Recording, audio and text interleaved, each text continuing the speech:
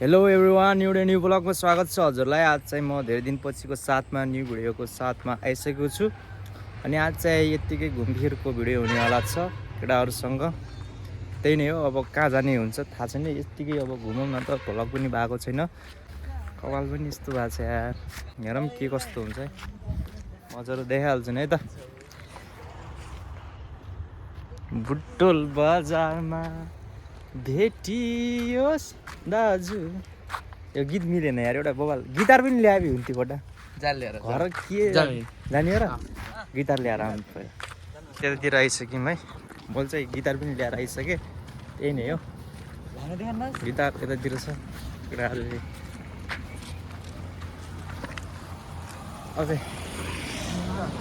घाम लागिरहेको छ यार। चाहिँ हामी यहाँ तल आइसक्यौँ है, अनि त्यतातिर छु। अब यो गिटार चाहिँ विशालले बजाउँछु भनेको छ, अब कस्तो बजाउँछ म हजुरलाई देखाउने नै छु। के कस्तो बजाउँछ, बजाउन सक्छस् त तैँले गिटार? ल, हाम्रो दाङ नारायणपुरमा कन्सर्ट हुने भनेकै विशाल द्वारा हुन्छ। ल अहिले हामीले हेर्नेवाला छौँ यो कस्तो गिटार बजाउँछ। नेक्स्ट स्याटरडे दिउँसोको 2 बजे धबगाडमा कन्सर्ट हुन्छ। एकै विशाल चन्द ठकुरीद्वारा कन्सर्ट हुनेवाला छ। फ्री इन्ट्री छ। कुन ठाउँ? धबगाड हुने दाङ घोराई नारायणपुरमा धबगाडमा फ्री इन्ट्री हजुर आउन सक्नुहुन्छ।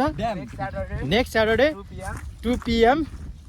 अनि कन्सर्ट को द्वारा हुन्छ भने चाहिँ एकै विशाल चन्द ठकुरी, टिकट फ्री हो। त्यही नै हो। ठ्याक्क एउटाले गाएको, कसले सक्छ बजाउन? ठ्याक्क अहिले भिडियो दाइनुहुन्थ्यो कोहीले सक्छ।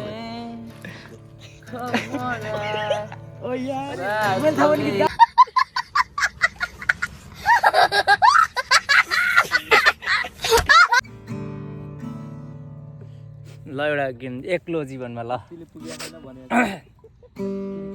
ल दामी बजा नि त।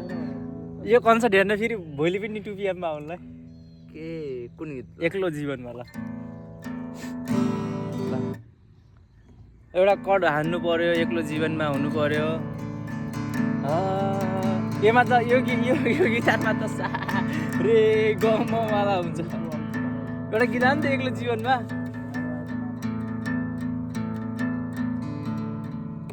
एकछिन बनाउन।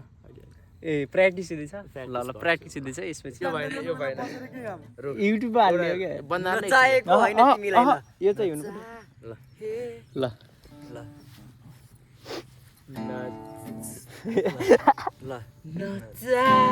नचाहेको होइन तिमीलाई, चाहन्थे जुनीभरि बरुलाई, चाहेको होइन तिमीलाई, चाहन्थे जुनी बरुलाई।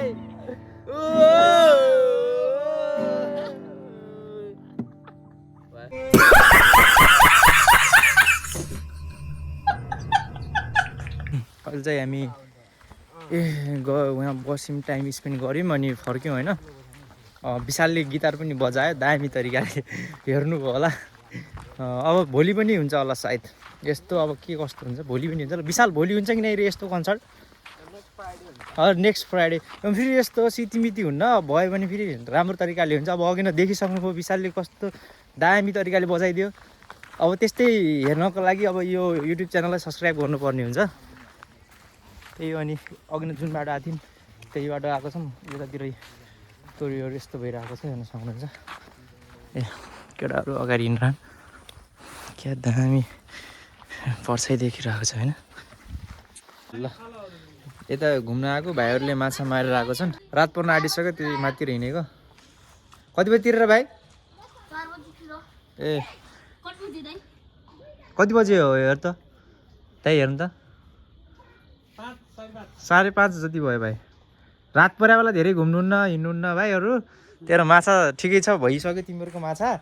अब तिमीहरू लागिहाल। हो टक्क भाइहरूले माछा मार्छन्। के छ भाइहरू? खै कतिको माछा माऱ्यो यतातिर हेर। हातैले हो मारे माछा? यतातिर के भन्नु पर्यो माछा कस्तो छ अब हेर भन भाइहरू कति यो माछा कतिमा मार्यो अरे तिमीहरूले कति टाइममा 1 घन्टामा मार्यो ठिक छ माछा त मारेकै छन् केटाहरूले टन्न पानी वापेर पहिला पानी वापेर अलि मार न माछा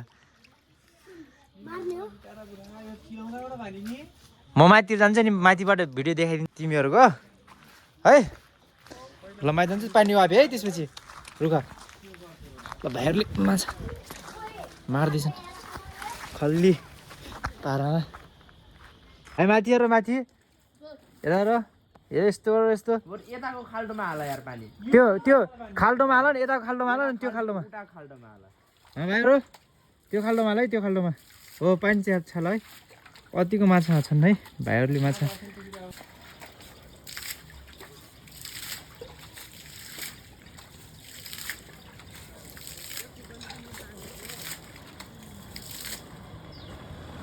दिस इज नेक्स्ट डे है हामी चाहिँ यतातिर आइसकेको छौँ अहिले चाहिँ है नेक्स्ट डे त्यो चाहिँ अब निकै रमाइलो भयो अहिले चाहिँ त्यहाँको घरद्वारा जाने बाटोको साइडमा यता बसेको छु त्यही नै हो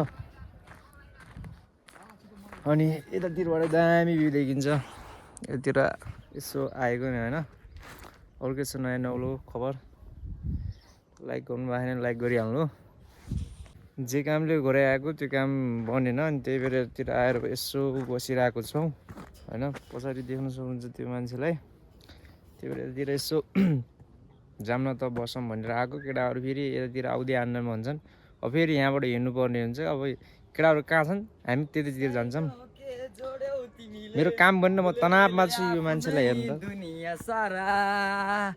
थाम्यो यो हात कस्तो छ मेरो गीत ल वे कहाँ छौ यी फोन हानिरहेको छ यतातिर आऊ भन्दाखेरि केटाहरू आउँदै आन्नन् के बोलाइरहेको छ हामी पनि उतातिरबाट यहाँबाट हिँड्छौँ र बिच बाटोमा भेट भाउँला भनेको यो मान्छे के अरे केटाहरू आउँदै आन्नन् के अनि पछि के गरौँ भइरहेको छ फोन हानिरहेको छ त्यसले चाहिँ अनि तिर्पलसम्म हामी आन्नौँ भनेर केटाहरूले भन्छन् अब हामी जानै पर्ने हुन्छ अब केटाहरू आन्नन् भने त हामी जानुपर्ने भयो अब कतातिर जाने हुन्छ हजुरलाई म देखाइहाल्छु अनि सबभन्दा स्पेसल त त्यो विशालको गीत चाहिँ हेर्नुभयो होला गिटार बजाएको दामी होला त्यो चाहिँ कस्तो लाग्यो त्यही नै हो यतिमै हानिदिन्छु के कस्तो लाग्यो हजुरलाई अब नेक्स्ट ब्लगमा